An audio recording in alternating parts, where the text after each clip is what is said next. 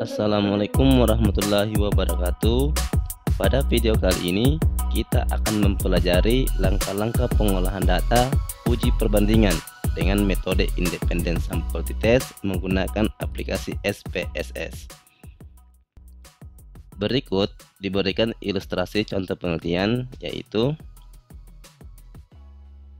dua buah perusahaan yang saling bersaing dalam industri kertas karton.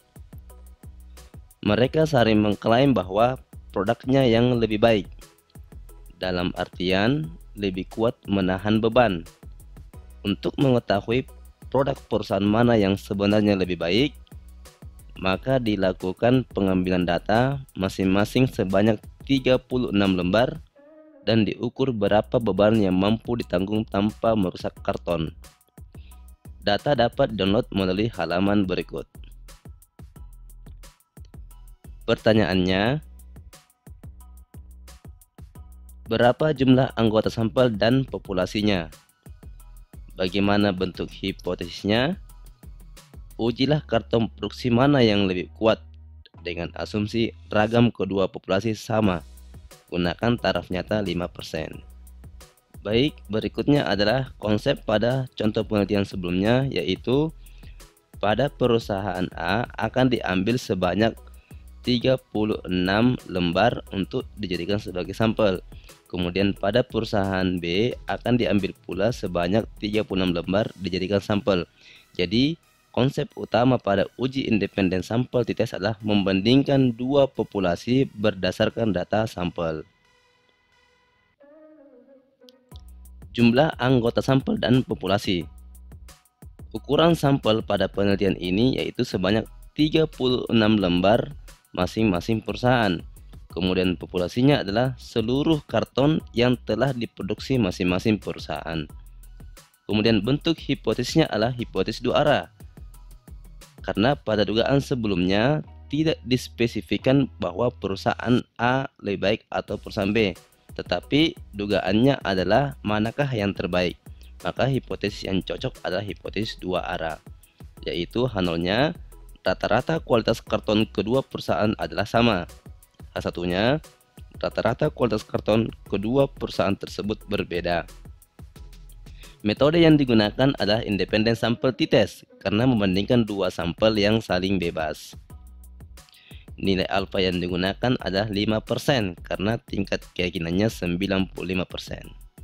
Oke, baik, silahkan dibuka aplikasi SPSS-nya. Kemudian setelah data di-download, kita akan masukkan data tersebut masuk ke dalam SPSS dengan cara pilih menu file, kemudian pilih open, kemudian pilih data, kemudian klik. Maka akan muncul kotak seperti ini. Yang pertama, pilih dulu tipe filenya, yaitu tipe file yang akan diimpor adalah Excel. Kemudian cari file yang telah di-download, yaitu kita akan pilih independent.xlsx. Kemudian klik tombol open. Maka akan muncul tampilan seperti ini. Silahkan ditekan tombol OK. Oke, baik, datanya berhasil masuk ke dalam SPSS. Nah, sekarang sebelum melakukan pengolahan data lebih lanjut, terlebih dahulu kita harus mendefinisikan masing-masing variabel ini di variabel view. Di sini ya. Oke, di variabel view ini kita harus mengatur terlebih dahulu atau mendefinisikan masing-masing variabel yang telah diimpor. Untuk variabel perusahaan, tipe datanya adalah numerik karena yang dimasukkan berupa angka. Kemudian width menunjukkan banyaknya karakter yang dapat diinput pada variabel perusahaan. Desimal menunjukkan banyaknya digit sebelum koma. Kemudian label di sini digunakan apabila kita ingin memberi label pada masing-masing variabel. Kemudian value di sini digunakan apabila variabel yang dimasukkan adalah variabel kategorik. Karena variabel perusahaan merupakan variabel kategorik, yaitu pada angka 1 menunjukkan perusahaan A, kemudian pada angka 2 menunjukkan data untuk perusahaan B. Maka terlebih dahulu kita definisikan di sini, yaitu klik tombol value, kemudian angka 1 merupakan label untuk perusahaan A, tekan tombol add, kemudian angka 2 merupakan label untuk perusahaan B, kemudian add, tekan tombol OK. Nah, kita bisa lihat kembali di data view. Angka 1 tadi berubah dengan huruf A, kemudian angka 2 berubah menjadi huruf B. Untuk melihat kembali, kita bisa memilih icon ini. Itu 1, saat diklik berubah menjadi huruf. Kemudian missing merupakan pendefinisian variabel bila terdapat data hilang. Kemudian kolom adalah lebarnya kolom pada variabel perusahaan di data view. Kemudian alignment ini merupakan rataan kiri, kanan, atau tengah pada data yang telah diimpor. Kemudian yang paling utama adalah measure, yaitu skala pengukuran.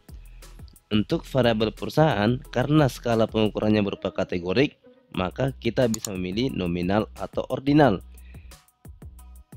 Karena perusahaan A dan perusahaan B tidak memiliki tingkatan, dalam artian bahwa kita tidak bisa mengatakan bahwa perusahaan A lebih baik dari perusahaan B, begitupun sebaliknya perusahaan B lebih baik dari perusahaan A, maka skala pengukurannya adalah nominal.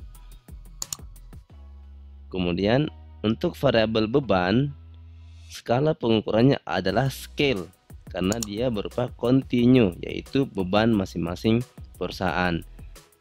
Nilai value-nya adalah non, karena variabel beban ini merupakan variabel kuantitatif. Kemudian selanjutnya adalah kita akan melakukan uji perbandingan dengan metode independent sample t-test, yaitu langkah-langkahnya adalah pilih menu analyze, kemudian pilih compare means, kemudian di compare means ini terdapat pilihan independent sample t-test. Silahkan diklik, maka akan muncul kotak seperti ini. Di kotak ini silahkan masukkan beban di tes variabel, kemudian perusahaan di grouping variabel, kemudian klik define group, itu mendefinisikan grup 1 adalah angka 1, yaitu perusahaan A, kemudian grup 2 adalah perusahaan B yang disimbolkan dengan angka 2, kemudian continue. Setelah itu tekan tombol OK. Baik, maka akan muncul output SPSS seperti ini. Interpretasi output untuk uji independen sampel t-test akan dijelaskan sebagai berikut. Untuk output pertama, yaitu terkait dengan interpretasi deskriptif, yaitu N menandakan bahwa jumlah anggota sampel masing-masing perusahaan. Di sini perusahaan A adalah 36, kemudian perusahaan B adalah ukuran sampelnya 36. Kemudian min adalah nilai pemusatan data, yaitu nilai rata-rata masing-masing perusahaan. Kemudian standar deviasi merupakan ukuran penyebaran data, yaitu semakin kecil nilai standar deviasinya, maka data menyebar di sekitar nilai pusatnya atau rata-ratanya. Kemudian berikutnya adalah standar error min, yang merupakan ukuran kebaikan dari sampel yang diambil. Semakin kecil nilai standar errornya, maka sampel pada variabel beban ini di masing-masing perusahaan itu semakin representatif. Baik, interpretasi berikutnya adalah tentang pengujian hipotesis dengan metode independent sample t-test. Pada soal sebelumnya telah diasumsikan bahwa ragam kedua populasi adalah sama, maka kita menggunakan yang ini. Karena diasumsikan sama, maka menggunakan formula pertama untuk menghitung T hitungnya. Nilai T hitung yang diperoleh adalah 1,539. Karena hipotesisnya dua arah, maka nilai T hitung ini bisa negatif, bisa positif. Dengan derajat bebas adalah 70. Kembali ke hipotesis sebelumnya, yaitu H0, rata-rata kualitas karton kedua perusahaan adalah sama. Kemudian H1-nya, rata-rata kualitas karton kedua perusahaan adalah berbeda. Baik, yang perlu diperhatikan di sini adalah nilai signifikansinya, kemudian nilai T hitungnya. Berdasarkan hasil output diperoleh nilai T hitung sebesar plus minus 1,539. Karena arahnya dua arah, maka nilai ini merupakan nilai positif dan nilai negatif. Dengan nilai signifikan sebesar 0,128. Karena nilai signifikannya ini lebih dari alfa 0,05, maka tidak cukup bukti untuk menolak H0. Artinya H0 diterima. Oleh karena itu, rata-rata kualitas karton kedua perusahaan adalah sama dengan tingkat keyakinan 95%. Baik, jadi secara inferensial, kualitas karton di perusahaan A dan perusahaan B itu sama. Kemudian, secara deskriptif, bila dilihat dari rata-ratanya, maka perusahaan B memiliki rata-rata yang tertinggi, berarti lebih kuat menahan beban. Namun hasil ini merupakan hasil dari sampel. Baik, itulah ilustrasi pengolahan data uji perbandingan independen sampel t-test menggunakan aplikasi SPSS. Oke, sekian dulu video kali ini. Sampai jumpa di video berikutnya. Jangan lupa share, like, and subscribe ya. Wassalamualaikum warahmatullahi wabarakatuh.